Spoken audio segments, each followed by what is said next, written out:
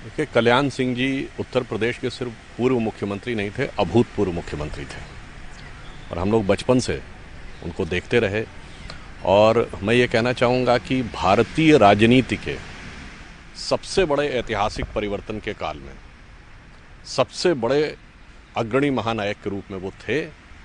वो 90-91 का समय जो सांस्कृतिक परिवर्तन का भी समय था, जो सामाजिक परिवर्तन का भी समय था, जिसने भारतीय समाज का आधार और राजनीति का आधार पूरी तरह बदल दिया। हमें कई चीज़ें ध्यान आती हैं कि जब वो मुख्यमंत्री नहीं रहे, सरकार बर्खास्त हो गई थी 1992 में, उसके बाद दक्षिण भारत में उनकी यात्रा थी।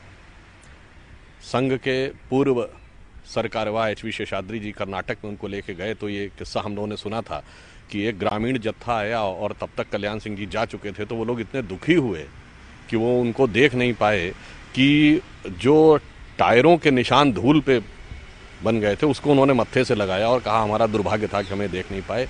ऐसी लोकप्रियता और सम्मान किसी मुख्यमंत्री को सुदूर के राज्यों में मिले, ये भारत की राजनीति में अभूतपूर्व है। तालिबान के हालात बने हुए हैं और अपने देश में तमाम पार्टियां बयान दे रही हैं, उसको आप कैसे देख रहे हैं? देखिए, तालिबान का जिस प्रकार से उदय हुआ है वो भारत की जो भौगोलिक स्थिति है उसमें संपूर्ण क्षेत्र के लिए सुरक्षा की दृष्टि से एक चुनौती है। परंतु उस चुनौती से अधिक बड़ी चुनौती ये है कि भारत में एक से बढ़कर एक लोग, चाहे समाजवादी पार्टी के सांसद शफीकुर रहमान बर्क हों, या मुस्लिम पर्सनल लॉ बोर्ड के सज्जाद नोमानी, या शायर मुनव्वर राणा, या असदुद्दीन ओवैसी, या महबूबा मुफ्ती, अरे बहुत साफ दिख रहा है। मतलब शायर हो या सांसद, सियासतदान हो या मजहबी आलिम फाजिल, जो भी कहिए, ये सबके मुंह से एक ही प्रकार की जो बात निकल रही है, ये कहीं ना कहीं घोर चिंता का विषय है। और मैं यह भी कहना चाहूँगा, ये उनसे ज़्यादा बड़ा चिंता का विषय उन लोगों के लिए है जो तथाकथित सेकुलरिज्म के सूरमा बनते थे। आज वो सब अपने मुंह में दही जमा कर क्यों बैठ गए हैं?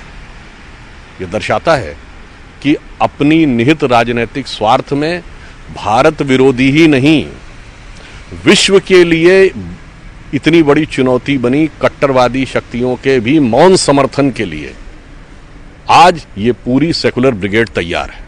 यदि ये लोग समर्थन कर रहे हैं तो सेकुलर ब्रिगेड मौन समर्थन कर रही है। सर, देखा जाए तो महबूबा ने तो यहाँ तक कह दिया कि केंद्र सरकार को निशाने पे लेते हुए कि हम लोग के सब्र का इम्तहान न लें। देखिए, उन्होंने तो ये कहा था कि धारा 370 हट जाएगी तो तिरंगे को कंधा देने वाला नहीं मिलेगा। और आपने देखा कि तिरंगों की तो कतार श्रीनगर में दिखाई पड़ी। और उन्होंने कहा था लोग सड़कों पे आ जाएंगे, कितने लोग आ गए? चीन से समर्थन की भी बात कही, उन्होंने भी समर्थन की बात कही, परंतु हुआ कुछ नहीं। इसलिए मैं कह रहा हूँ वो उस खाम ख्याली में जी रहे हैं जैसे किसी ज़माने में राजे रजवाड़ों के पास रियासत थी और चली गई, वो लंबे समय तक यही सोचते रहे कभी हमारे पास वापस लौट के आएगी। जैसे लखनऊ में कहावत है कि अम्मा मियाँ वो दिन लद गए जब उस्ताद लल्लू का फाख्ते उड़ाया करते थे। तो महबूबा जी की जो सोच और जहाँ पर वो जिस ख्वाब में वो अटकी हुई हैं, उस पर यह कहावत लागू होती है। सर, बहुत से ऐसे सांसद हैं, नेता हैं जो भारत में तो रहते हैं लेकिन तालिबान की भाषा बोल रहे हैं, तो उन लोगों को क्या मैसेज देना चाहेंगे आप? देखिए, मैं सिर्फ ये कहना चाहूँगा कि जो ये सोच रहे हैं कि तालिबान के समर्थन से उन्हें कुछ हासिल हो जाएगा, तो एक छोटी सी बात कहना चाहूँगा, किस आधार पर सोच रहे हैं? मजहबी आधार पर? तो अफगानिस्तान में तो एक ही मजहब के लोग हैं, फिर किस बात की मारकाट है? और अगल बगल के जितने भी देश हैं, चाहे ताजिकिस्तान हो, चाहे तुर्कमेनिस्तान हो, चाहे टर्की हो, चाहे पाकिस्तान हो, वहाँ भी 99%, 95%, 98% उसी मजहब के लोग हैं। क्यों नहीं एक दूसरे को सहारा दे रहे हैं? गजब का बंधुत्व है। और याद रखें कि आप ये सोचें कि ये खिलाफत करके आप कुछ हासिल कर लेंगे और अपना भविष्य यानी मुस्तकबिल बचा लेंगे, तो उस पर सिर्फ एक पंक्ति कहना चाहूँगा कि बड़े प्रसिद्ध शायर हैं और वो उन लोगों के भी बड़े लोकप्रिय थे, उन लोगों को भी बहुत प्रिय थे। उन्हीं की पंक्ति सही होती है कि अगर हैं खिलाफ तो खिलाफ होने दो, ये सब धुआं है, कोई आसमान थोड़ी है।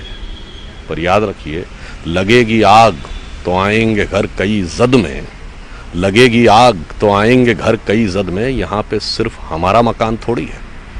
तो उन्हें ये सीख याद रखनी चाहिए।